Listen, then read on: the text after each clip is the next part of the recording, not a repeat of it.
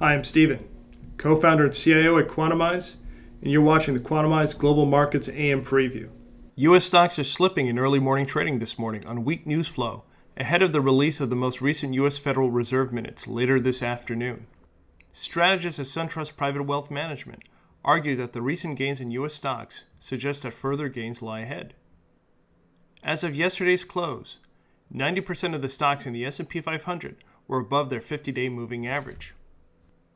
In spite of December's weak retail sales, Wall Street analysts continue to be positive about earnings for the U.S. consumer discretionary sector going forward. Over the past few weeks, the consensus outlook for consumer discretionary earnings growth has actually increased. Walmart's results yesterday should further boost analysts' optimism for the U.S. retail sector. According to Investors Intelligence, stock newsletter writers have turned positive, currently sitting at 51.9%. The first time the reading has broken above 50% since late October. Investors Intelligence typically begins to worry about too much newsletter optimism after the rate breaks above 50%. This is definitely something we should continue to watch. While the S&P 500 is on pace for its best two-month run since 2010, U.S. Treasury yields continue to hover close to their recent lows. Worries about a deceleration in global growth has fueled demand for U.S. government bonds. The divergence in stocks and bonds raises concerns about whether the recent rally in U.S. stocks is overextended. U.S. trade officials are purportedly asking their Chinese counterparts to agree to keeping the value of the Chinese renminbi stable as part of their trade negotiations. The goal would be to neutralize any attempt by Beijing officials to devalue the yuan to counter U.S. tariffs. Across the pond in European markets this morning, half of the European telecom sector is set to report earnings either today or tomorrow.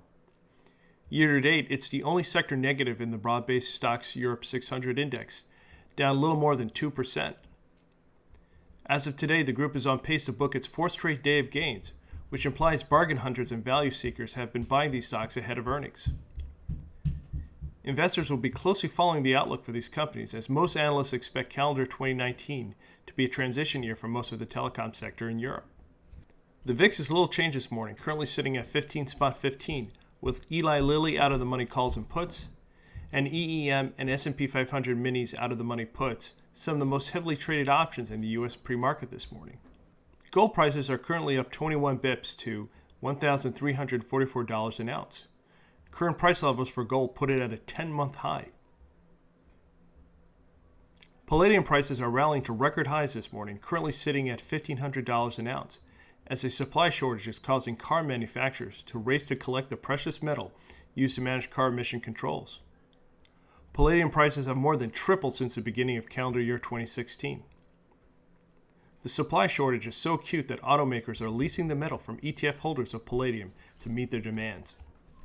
From our popular stocks trending in the news segment, Southern Co. reports calendar 4Q 2018 adjusted EPS of 25 cents, while analysts were expecting 23 cents. Southern Co. generated net sales of $5.34 billion in 4Q, being consensus of $4.96 billion. Lululemon was downgraded by Nomura to neutral from buy. Nomura made the downgrade based solely on valuation after the stock ran up 24%. In spite of the rating drop, the price target was increased to $157 per share from $140. CVS Health shares are dipping after the company announced fiscal 2019 guidance that missed the lowest analyst estimates. CVS Health told investors that it expects adjusted EPS to come in between $6.68 and $6.88 in 2019, while analyst estimates range from roughly $6.99 to $7.78. CVS Health also announced calendar 4Q 2018 adjusted EPS of $2.14, being consensus of $2.08. UBS has been ordered to pay 4.5 billion euros, or $5.1 billion, by a French court that finds that the bank is guilty of helping wealthy French clients stash funds in undeclared Swiss accounts. The court accuses UBS of illegally providing French customers with banking services to hide assets from tax authorities. And if you found this video helpful or informative, follow us on Twitter or subscribe to our YouTube channel. And don't forget to check out Quantamize.com for your full market preview for stocks, options, ETFs, and cryptos, and to find out what trades our AI quant models like this morning.